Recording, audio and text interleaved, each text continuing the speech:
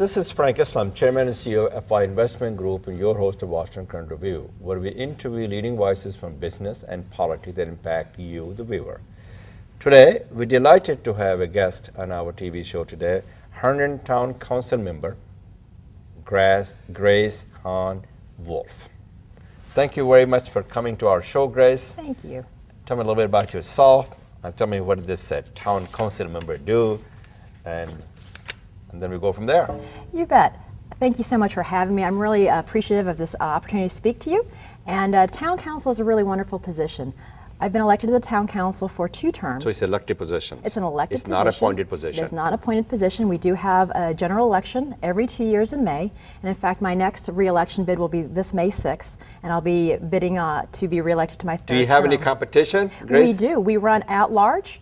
There are no district seats, so everyone runs at large. We run as independents, so we're not affiliated with the party. Okay. Because there's really nothing partisan about your snow removal or your real estate tax rate or your public works. Currently, there are 11 people running for 6 spots on the town council, and the first 6 people are in.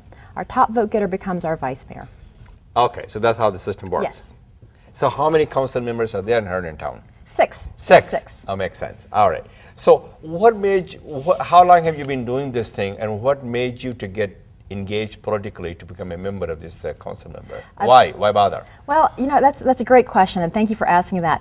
Town council really runs the municipal corporation of your town. So for example, just like in the county, we do all the land use decisions, the zoning, we set the real estate tax rate, we plow your streets, we pave your streets, we do our police work, we do your water and sewer. So all of the things that make the quality of life in your town pleasant is controlled at your local electoral body, and in the town of Herndon, it's the town of Herndon. If you live in Fairfax County, the Fairfax County Board of Supervisors does the same thing at that level. So Herndon is a part of Fairfax County? Herndon is a part of Fairfax County, I got you. But the town council controls all the decisions within the town except for the fire department and the also school board. controls the budget? It does. We have our own independent budget. It's about $33 million in our general operating fund, and we fund that budget through the typical sources of income, just like the county of BPOL, which is business tax, as well as real estate tax.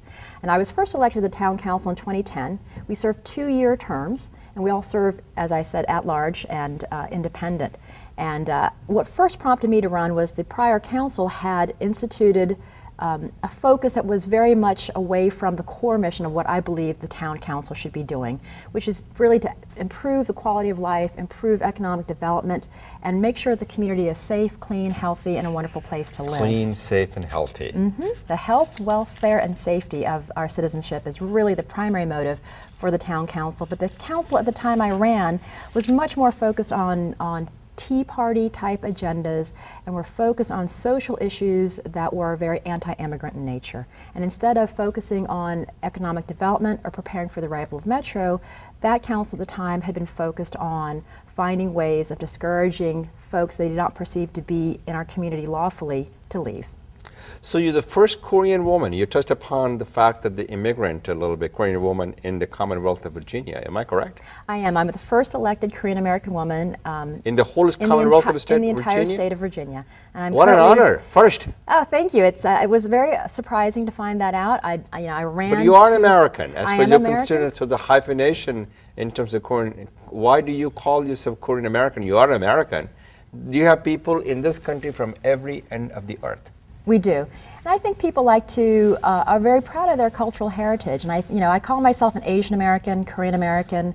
I think when you look at me, it's fairly obvious I'm Asian American, but you can't be sure. You can't always be sure. Sure. So I think it's helpful for folks to who are proud of their cultural and ethnic heritage to put that out in front of themselves. And so I do identify as a Korean American, even though I was born and raised in the United States.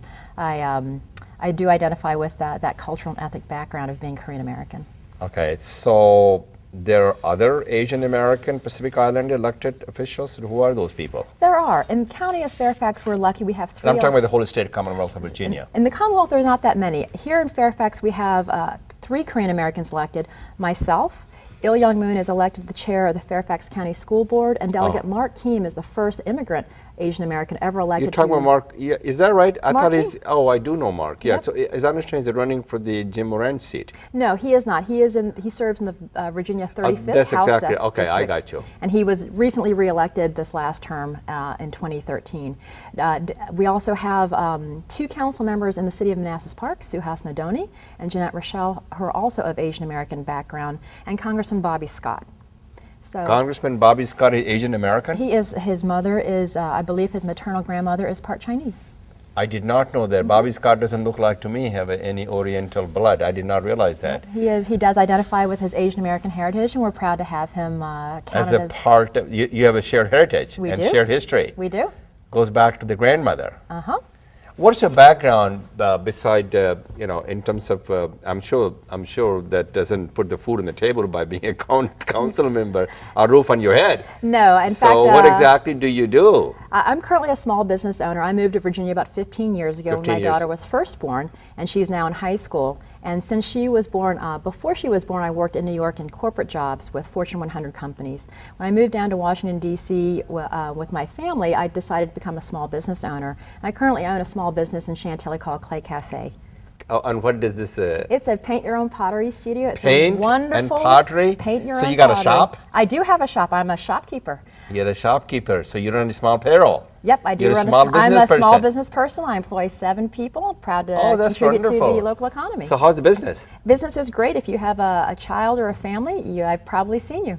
Okay, so talking about AIPI community, which is the American Islander Pacific, and you're part of that.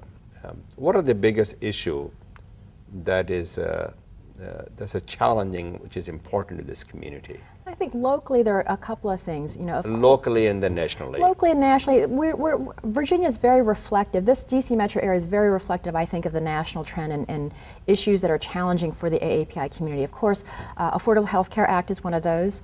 Many Asian Americans are small business owners. They're self-employed. They may not have the best or most robust health insurance coverage. Through the Affordable Care Act, a lot of uncovered Americans will be able to access health care. So why people not signing up? I'm not sure why. I think there could be a little bit of a language challenge. And You also, think so? There's Asian Americans typically aren't always the first to jump into a pool. But I do think in the long run this will prove beneficial to many small business owners. Also, culturally, I find that many Asian Americans do bring over their older parents when they come over here. So Asian They'll be American the perfect households- candidate Exactly. to be part of the Affordable Care Act. And should Virginia choose to expand Medicaid, which I hope it would do, Yeah, I would a think so. large number of our seniors who are currently uninsured and uncovered will be covered by that, which will be a huge boon, I think, the Asian American community. Secondly, education is always a big concern. Senator Mark Warner was recently quoted as saying we need to find ways of reducing the cost of higher education.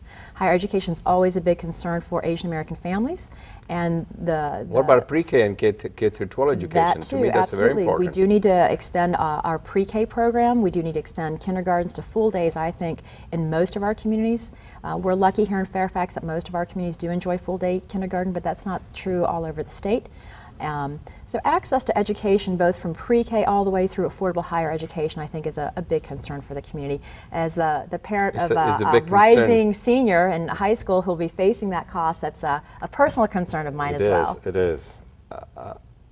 Tell me a little bit in involvement in terms of political engagement involvement from the AIPI communities. I mean, you talk about the issues that you care.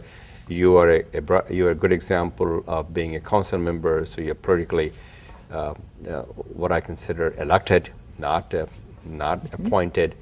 What do you do to tell the audience to get them engaged politically, and especially the AIPI community? And A, and B, why should they be engaged, and what is it for them? Well, let's answer that one first. That's a great question because it's one of the things I'm most passionate about. Every community needs a voice in government. We pay taxes. So you need a seat on the table. We absolutely need a seat at a table to advocate not just for American concerns, but concerns that are very specific to our community. For example, language access. Currently, voter language access is a big challenge because in the last presidential election, we had some difficulties in Fairfax counties with voters not being able to have translators available or who had questions. So when they went to the ballot box? Correct. Okay. So that's the one challenges. That's one big challenge is language access, and that's where having a seat at the table will make a difference. One of the projects I worked on this year was to work with the Fairfax County Registrar to introduce for the first time a voter palm card, an information card that was translated into Korean that was publicly available, which was a huge help to the community. But we need to extend that hand further out. We have a number of languages spoken in Fairfax County and in Virginia where the language access is not adequate enough to support the population. So for example, this year we're going to identify Vietnamese as one of our target languages to provide more election officers, bilingual voter registration information, and also bilingual instructions for the absentee ballot. So pretty much the whole East Asian community do not have a common language that they can embrace it. So you have people Indonesians, then you have a Malaysian, then you have a Chinese, you got a Taiwanese, then you got you also have a Tagalog, you have Hindi, a Koreans, Farsi, well, Punjab. the Farsi is the Iranian, and it's the Indian South Asian community. They speak the language because they were part of the British Empire, so they don't have any problem understanding the language. So what you're doing is a great job. But why do you think that the AIPA community should be engaged and involved in politics, and why should they give it to the campaign? Well, politics isn't really politics. Politics is about business. Most of your local elections and regional elections impact the quality of life, the economic environment, as well as the educational environment that really impacts our everyday living. So voting for the president is a good thing to do, but the voting for the president isn't going to fix your potholes, isn't going to change your real estate tax, isn't going to get your traffic problem solved, and isn't going to change what's taught in your schools. That's all controlled locally. So for any community that's interested in making decisions over the things that impact their lives, their business lives, and the lives of their children, they need to be involved and they need to have a say in electing who is making that choice for them. If we do not engage politically at the local level, then people will be elected who do not understand our community's concerns, will necessarily reach out and reach into our community to hear our concerns and reflect those in the decisions that then impact our schools, our roads, our children, and our business. That's very well said. Why do people should make a political contribution? Especially, I want to know a little bit about your campaign, how people can get hold of you and so on and so forth. And why should they make a contribution to your campaign, for that matter, to any campaign? Well, Why they should give? Two Politics things. define the landscape of America, and this is how the capitalism grows and the democracy flourishes. Well, just like in any capitalistic market, decisions are made based on investment. One of the things So this is investment. It That's is. very well said. One of the things I have learned in my now third reelection, my third campaign, is that there are costs to running a campaign, and that's all very understandable. There are normal costs to do production, to do mailing, to do outreach, and to really get your position out there so the voters know who they're voting for. But in addition to that, for any candidate to make a difference and to be seen and heard, in this day and age where we don't have a single print newspaper or a single source of information, there's so many news outlets and so many outlets where information is shared and disseminated. For you to cover that, it's very expensive. For example, in my own hometown, we don't have a print paper. It used to be the first time you would budget about $500 or $600 and you'd run an ad in the local paper. Everybody ran your paper, and that was your biggest campaign So expense. you need the money and the campaign contribution to run a campaign. Correct. But why would they give it to you? Well, if you want to see What's in it for them? What's in it for them is access. Okay. And to understand that people pay attention to the people who come and talk to you. People pay attention to who come and invest in you. So one of the things I'm very careful about is making sure that, I always have an open door policy. But again, if you've contributed and invested in me, it means there is something that I am doing that you approve of or that you want me to work on and that I need to report out to you. So to some extent, that investment signals that I am on the right path, and it validates some of the policy decisions and the projects I work on. That's very well said. So Grace, how people should get engaged in your campaign? Tell us a little bit about the campaign, and tell us a little about the website and how people can contact you. Great, thank you. My election day is Tuesday, May 6th of this year. So it's not that far from It's now. not that far. You can find me online at my website, which is graceforherndon.com, GraceForherndon.com.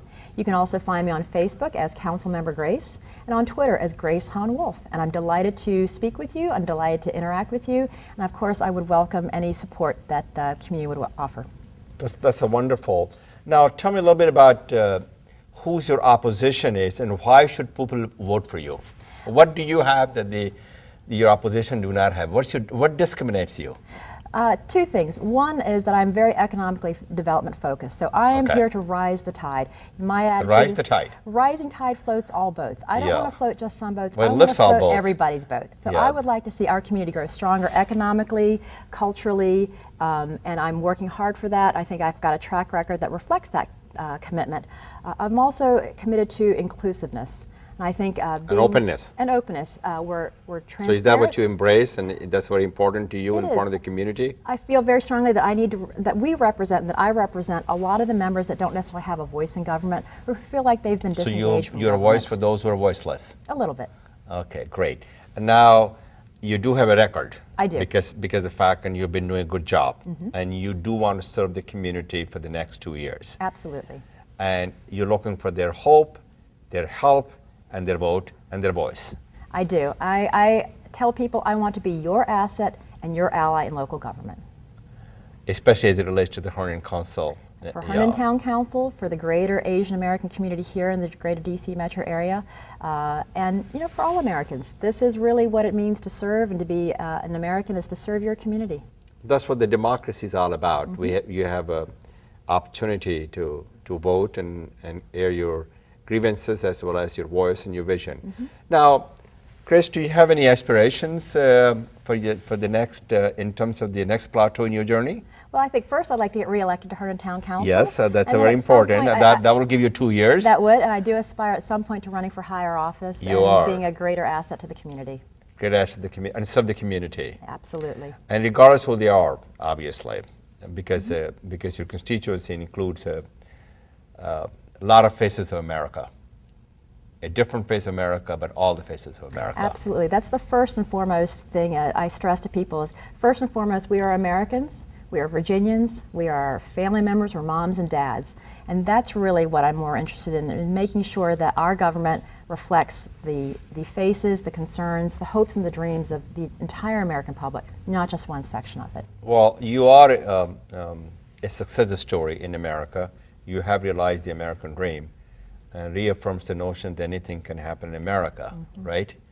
So thank you very much for coming to the show. I greatly appreciate your time, your effort, and good luck to you as you undertake this new and solemn journey. Thank you, I appreciate it. And thank you all for your support. I really appreciate that, and feel free to reach out. I am here for you. Okay, and they have they have the website that they can go to, okay, and the Facebook that you talked about it, so they can contact you. Yep.